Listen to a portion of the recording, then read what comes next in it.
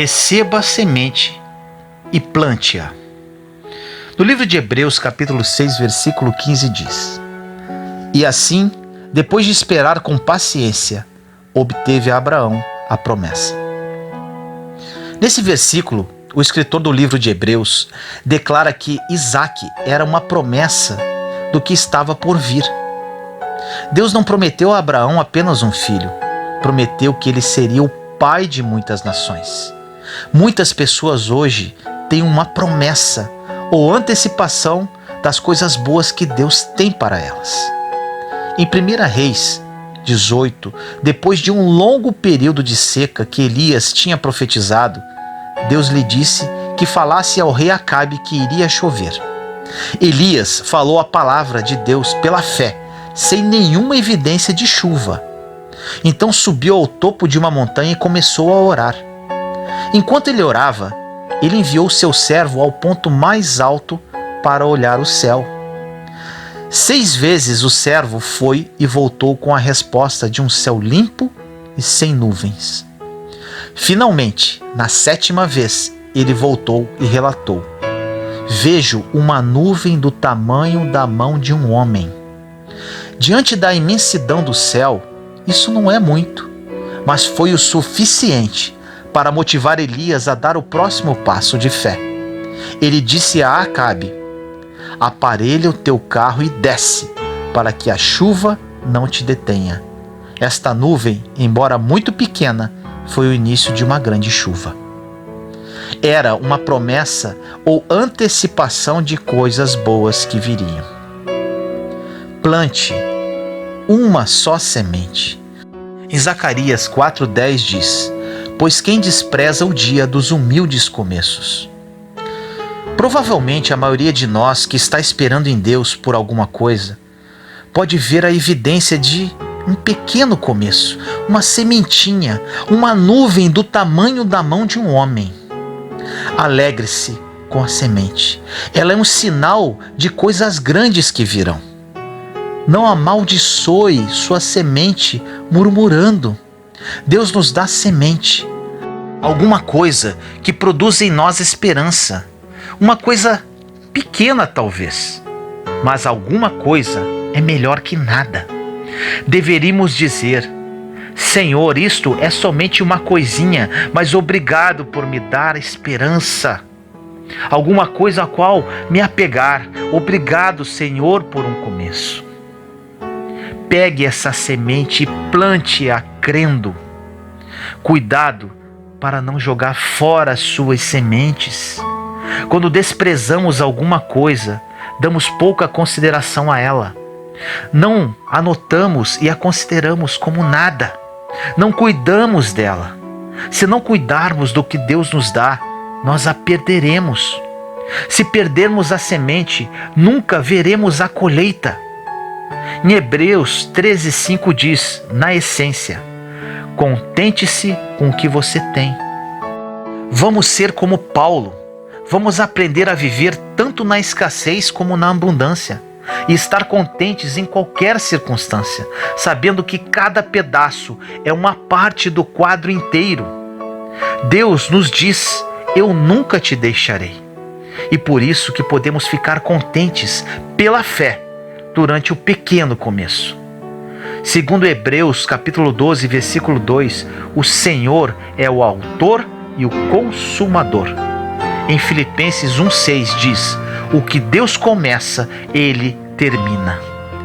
Ele fará isso por nós, se mantivermos nossa fé firme até o final. Ore comigo assim: amado Deus, entro em sua presença neste momento com toda a minha fé, por menor que seja. Agradeço pela semente da promessa que foi plantada em meu coração. Me agarro com todas as forças neste sinal que me deste.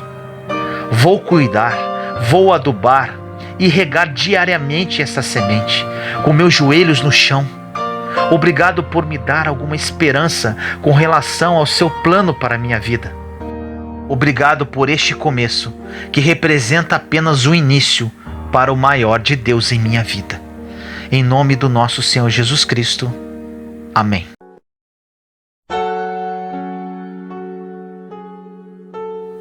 Deus realmente está em primeiro lugar na sua vida? No livro de Mateus, capítulo 6, versículo 33 diz: Buscai em primeiro lugar o seu reino e sua justiça, e todas essas coisas vos serão acrescentadas. Esta passagem do livro de Mateus se torna um grande divisor de águas para quem não apenas a lê, mas sim para quem a vive. Devemos viver a palavra, pois a palavra é vida. Em outras traduções diz: Buscai em primeiro o reino de Deus e sua justiça, e todo o restante virá por acréscimo. Nos versículos 25 a 32 do mesmo capítulo, Jesus nos fala que não devemos nos preocupar com o que comer, com o que vestir.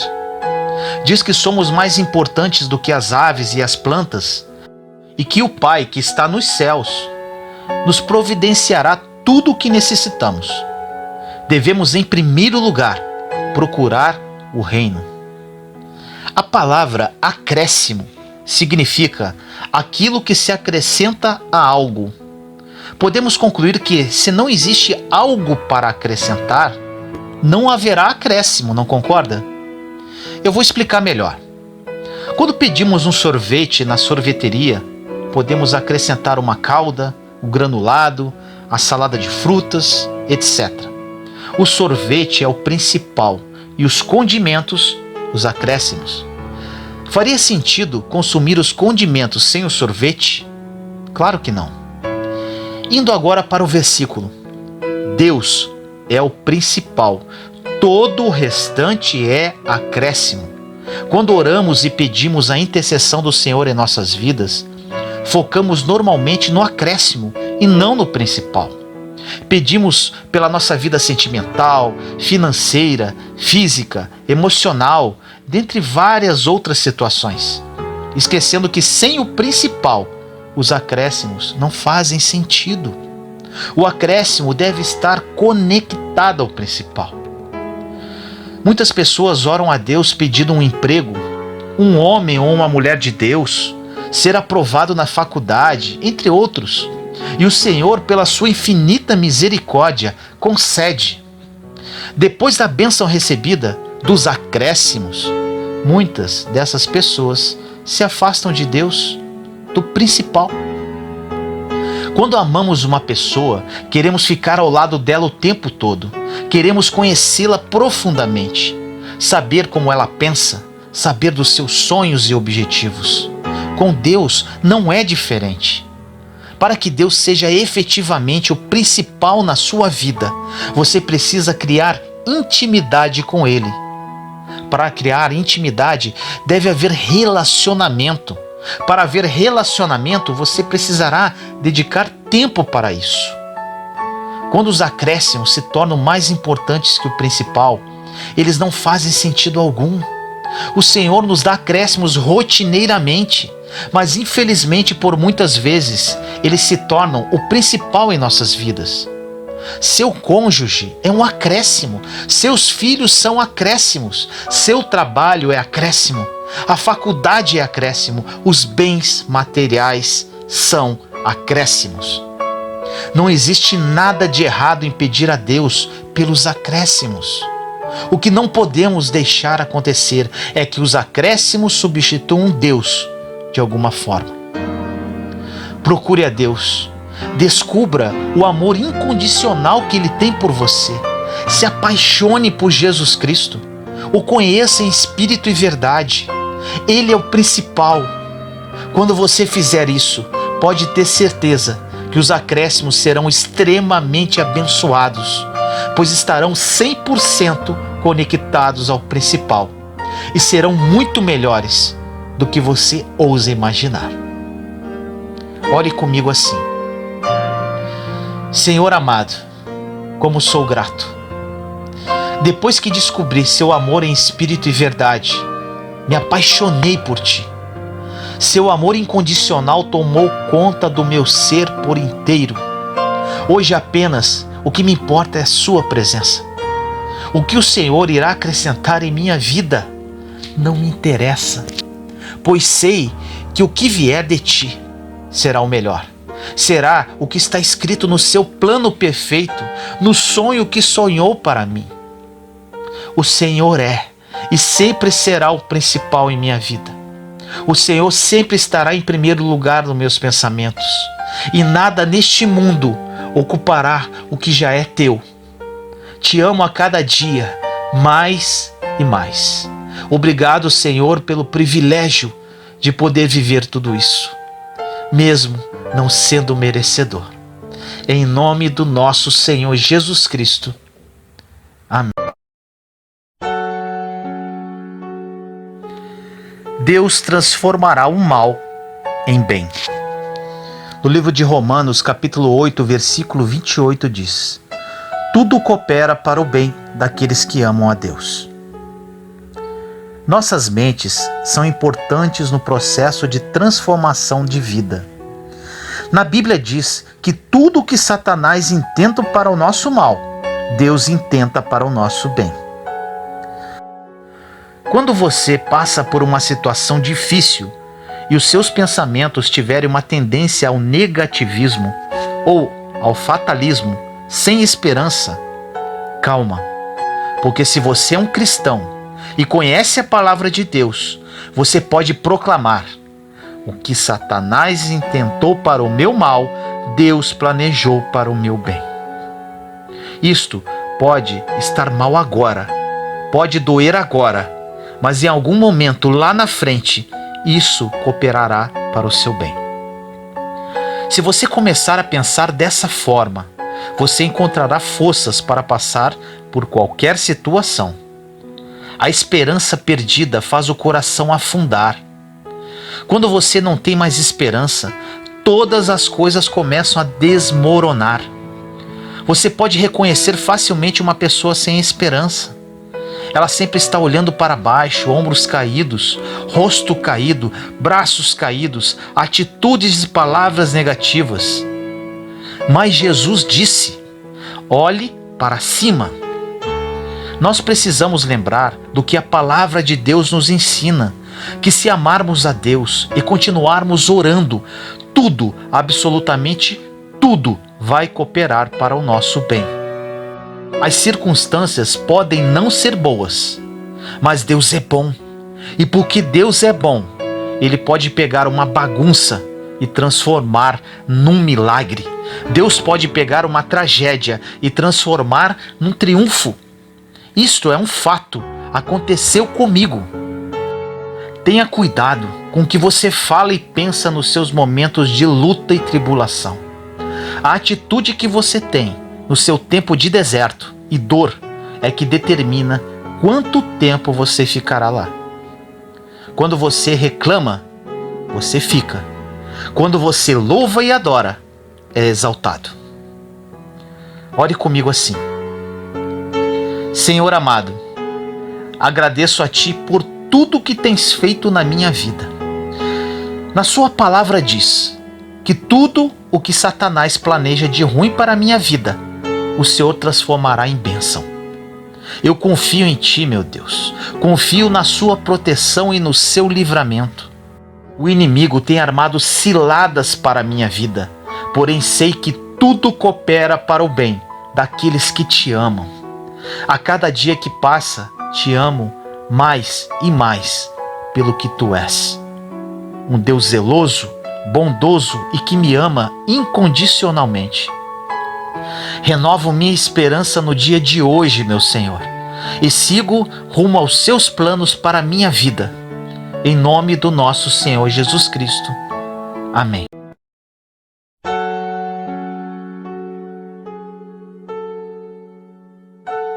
Um espírito murmurador, crítico e repreensível.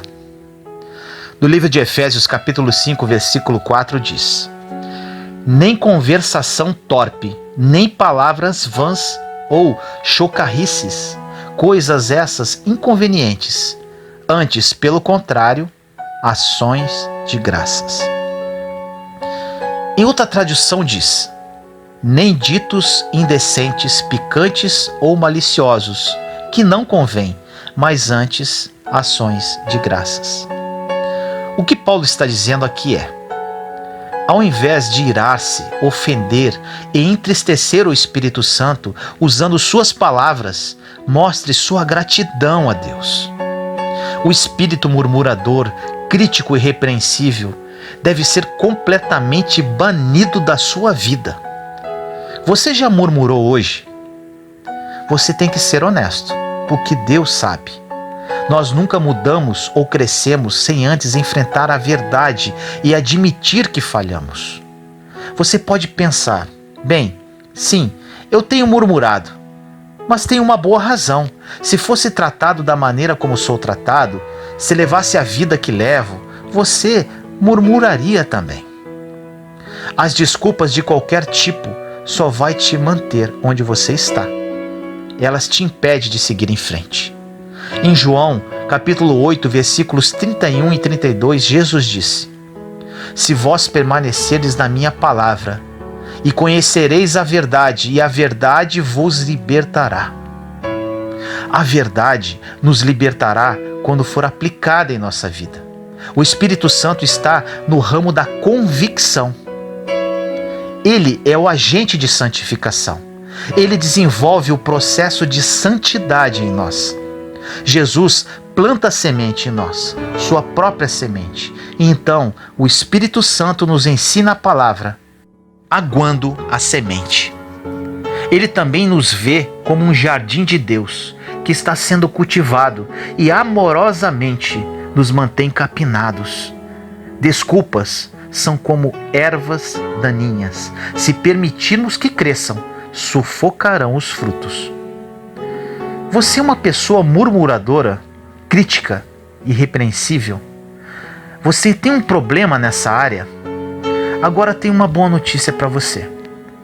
Você sabia que você pode ser liberta? Qualquer um pode ser. Se você possui circunstâncias genuinamente negativas em sua vida e ainda sentir-se no direito de reclamar, cuidado.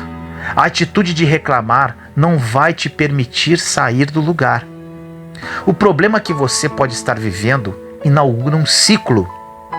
Primeiro, alguém encontra alguma circunstância amarga, então murmura, o que faz permanecer na circunstância. Aí, Satanás acrescenta mais miséria, o que leva a mais murmuração. Agora a pessoa tem duas razões pelas quais murmurar. Enquanto o ciclo continua, logo estará perdido num mar de problemas e murmurações. E isso transforma-se em um estilo de vida. Você vai se sentir carente e oprimido. Frequentemente, também se sente só. Pessoas com espírito crítico têm dificuldades de manter amizades. Estão acorrentadas aos seus problemas e depois de um período de tempo, os que estão ao seu redor se cansam de ouvir os seus ais. A murmuração é como assobiar para o diabo, que vem imediatamente para nos causar mais sofrimento. Se você e eu decidirmos não mais murmurar, posso afirmar de antemão que isso será um grande desafio. Muitas vezes não percebemos o quanto murmuramos até que alguém ou alguma coisa, como no caso esta mensagem que você está ouvindo agora, chame a nossa atenção. Com que facilidade nos impacientamos e começamos a murmurar quando ficamos presos no trânsito ou enquanto esperamos na fila do supermercado ou do shopping? Com que rapidez apontamos as falhas dos nossos amigos ou membros da família? Murmuramos sobre o nosso trabalho quando devíamos ser gratos a Deus por ter um. Reclamamos sobre os preços altos quando devíamos agradecer a Deus por poder sair e fazer compras. Poderia continuar enumerando os fatos, mas creio que cada um de nós reconhece as áreas nas quais tem problema com murmuração. Uma dura verdade. Um espírito crítico quase sempre está enraizado no orgulho. A indignação explode numa pessoa orgulhosa quando ela está transtornada. A indignação é uma atitude que diz: eu não merecia estar nessa situação. Eu merecia ser tratado melhor por Deus e pelos outros. Pensamos, milhares podem estar na mesma situação, mas isso não devia acontecer comigo. Não conseguiremos parar de murmurar sobre o que não temos se não nos humilharmos e percebermos como somos abençoados em tudo o que temos. Devemos aprender a apreciar o que as pessoas fazem por nós e parar de reclamar sobre o que não fazem.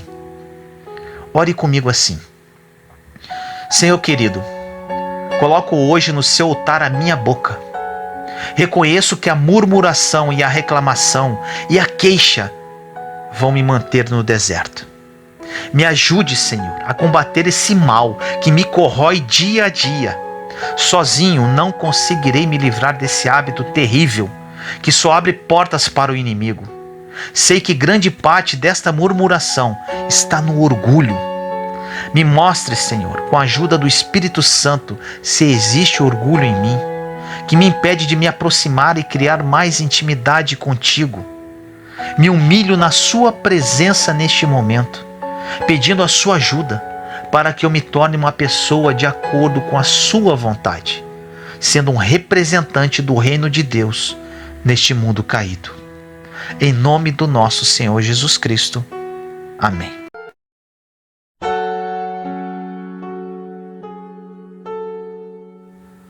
Louve e agradeça o tempo todo.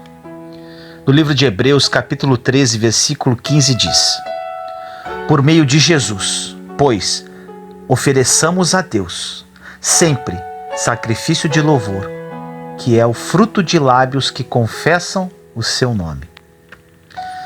Não devíamos louvar e oferecer ações de graças apenas quando há razão para fazê-lo. É fácil agradecer e louvar quando temos uma razão para isso, mas isso não é sacrifício. Deveríamos espontaneamente oferecer louvor e ações de graças o tempo todo. Deveríamos agradecer a Deus por todas as suas bênçãos e pelo favor que Ele tem nos concedido. Se fizéssemos uma lista de bênçãos, perceberíamos claramente como é bom ser tão abençoados. Muitas vezes não damos valor a tudo o que temos, porque temos em abundância, enquanto pessoas que vivem em miséria se considerariam ricas se as tivessem. Água limpa e fresca é um exemplo. Na Índia e em muitas partes do mundo, a água é um produto que não é fácil de se encontrar. Algumas pessoas têm que andar quilômetros para conseguir o suficiente para apenas um dia, ao passo que nós temos água suficiente para tomar banho, cozinhar, lavar a louça, nadar, entre outras. Podemos tê-la quente ou fria, da forma que quisermos, tanto quanto desejarmos. Há muitas coisas pelas quais agradecer, se decidirmos ser uma pessoa que oferece ações de graças continuamente. A carne procura razões pelas quais reclamar, mas o Espírito busca razões para glorificar a Deus. Em Filipenses 2,14, o apóstolo Paulo nos alerta: fazei tudo sem murmurações nem contendas. Em 1 Tessalonicenses 5,18, ele nos exorta: em tudo dai graças, porque esta é a vontade de Deus em Cristo Jesus para convosco. Finalmente, em Efésios 5,20, ele escreve que deveríamos dar sempre graças por tudo ao nosso Deus e Pai, em nome do nosso Senhor Jesus Cristo. Por esses versículos, vemos que não só devemos evitar nos queixar, praguejar, acharmos falhas nas pessoas, murmurar, questionar e duvidar, como também dar graças o tempo todo em qualquer circunstâncias, por tudo. Isso não significa que temos que agradecer a Deus por todas as coisas negativas que nos acontecem, mas agradecer-lhe nelas. O Senhor é grandemente honrado quando nos recusamos a murmurar numa situação na qual naturalmente o faríamos. Ande uma milha a mais e recuse-se a murmurar. Pelo contrário, escolha ser grato no meio de suas circunstâncias. Agora, grave isso. Você terá de agir assim de propósito, mas nem sempre você vai querer fazer isso. Mas pode liberar poder em sua vida se o fizer. A vida de louvor é uma vida de poder. Ore comigo assim: Senhor amado, muito obrigado. A cada dia, meu Pai, encontro mais e mais motivos para agradecer. O Senhor é o Deus Todo-Poderoso, o Deus onisciente, onipotente e onipresente, mas ao mesmo tempo é um Pai zeloso, amoroso e provedor.